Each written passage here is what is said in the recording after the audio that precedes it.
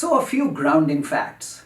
For heart health reasons, the type of fat consumed in our diet appears to be more important than the amount of total fat consumed.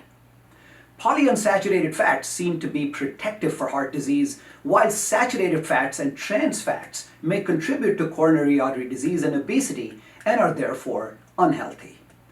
Cooking oils that are solid at room temperature, such as butter and ghee, are high in saturated fat or undesirable type of fat. So let's go over some common oils used for cooking. On the right hand side, I have listed those oils that have a high proportion of desirable types of fat. Canola oil made from seed of canola plant has 91% of unsaturated fat.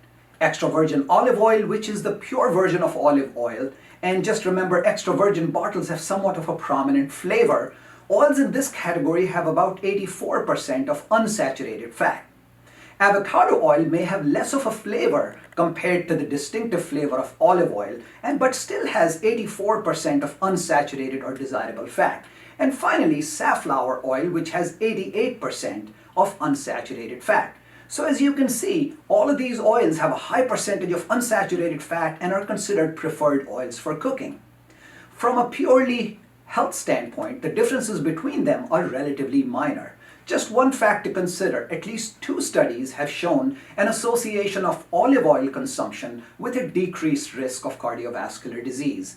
In one study that was just published last month in the Journal of American College of Cardiology, consuming more than half a tablespoon of olive oil per day was associated with a lower risk of cardiovascular disease mortality, as well as a whole host of other health benefits. So just something to keep in mind.